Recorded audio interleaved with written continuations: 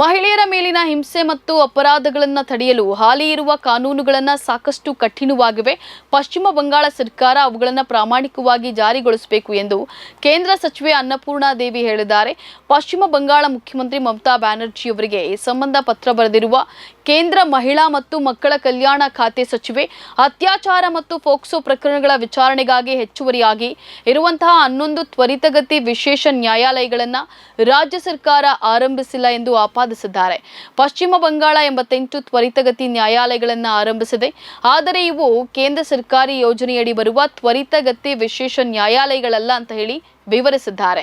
ಅತ್ಯಾಚಾರ ಹಾಗೂ ಹತ್ಯೆಯಂತಹ ಘೋರ ಪ್ರಕರಣಗಳಲ್ಲಿ ಕಟ್ಟುನಿಟ್ಟಿನ ಶಿಕ್ಷೆ ವಿಧಿಸುವ ಸಲುವಾಗಿ ಕಠಿಣ ಕೇಂದ್ರೀಯ ಕಾನೂನುಗಳನ್ನು ಜಾರಿಗೆ ತರಬೇಕು ಅಂತ ಹೇಳಿ ಮಮತಾ ಬ್ಯಾನರ್ಜಿ ಪ್ರಧಾನಿ ನರೇಂದ್ರ ಮೋದಿ ಅವರಿಗೆ ಪತ್ರ ಬರೆದು ಒತ್ತಾಯಿಸಿದ್ದಾರೆ.